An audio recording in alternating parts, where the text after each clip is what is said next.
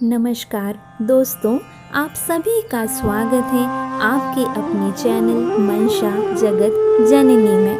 पितृपक्ष में पड़ने वाली एकादशी तिथि को इंदिरा एकादशी के नाम से जाना जाता है। इस दिन व्रत और पूजा करना, कथा का पाठ करना वाजपेयी यज्ञ के समान है, फल प्रदान करता है।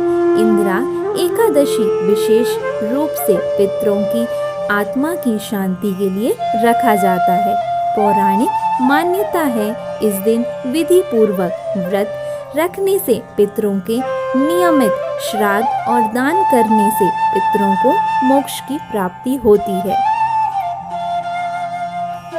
एवं उन्हें मुक्ति मिल जाती है। इस दिन पूजा पाठ करने से वाजपेयी यज्ञ के समान फल मिलता है। इंदिरा एकादशी व्रत कथा का वर्णन महाभारत में स्वयं भगवान कृष्ण ने किया था। आइए जानते हैं इंदिरा एकादशी व्रत कथा।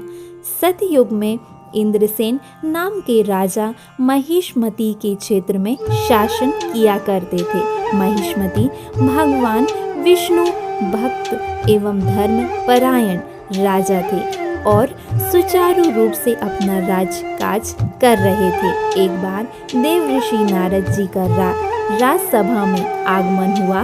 देव ऋषि नारद जी का स्वागत सत्कार किया और उनका आने का कारण पूछा। नारद जी ने बताया कि वे कुछ समय पहले यमलोक गए थे और उनकी मुलाकात राजा इंद्रसेन से हुई थी। नारद जी ने कहा, आपके पिता ने आपके लिए संदेश भेजा है। उन्होंने कहा है उनके जीवन काल में एकादशी व्रत भंग हो जाने के कारण उन्हें अभी भी मुक्ति नहीं मिल पाई है और उन्हें यमलोक में ही रहना पड़ रहा है। उन्होंने कहा कि जाकर मेरे पुत्र और संतति से कहिए कि यदि आश्विन कृष्ण पक्ष की एकादशी का व्रत करेंगे तो उनके भाग्य से मुझे मुक्ति मिल जाएगी। नारद मुनि की बात सुनकर राजा इंद्रसेन ने व्रत करने का विधान पूछा और व्रत करने का संकल्प लिया। राजा ने पितृपक्ष की एकादशी तिथि पर विधि पूर्वक पालन किया और अपने पितरों को निमित्त ब्राह्मण भोजन और गोदान किया। इस प्रकार राजा इंद्रसेन के भाग्य और पूजन से उनके पिता को यमलोक से मुक्ति मिल गई और वैकुंठ लोक की प्राप्ति हुई। उस दिन से ही इस व्रत का नाम इंदिरा व्रत पड़ गया और इंदिरा एकादशी व्रत करने के पुण्य के कारण राजा इंद्रसेन को मृत्यु के बाद स्वर्ग की प्राप्ति हुई।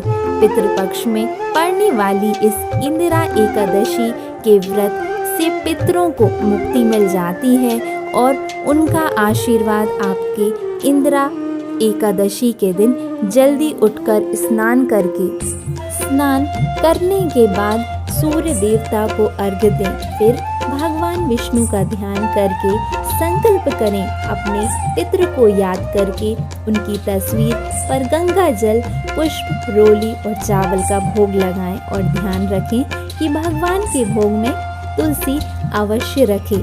पूजा करने के बाद पितृ का श्राद्ध करें और ब्राह्मणों को भोजन कराकर अपनी क्षमता के अनुसार उन्हें दान दें। ऐसा करने से आपके पितृ को मुक्ति मिलती है और आपको पितरों का आशीर्वाद मिलता है।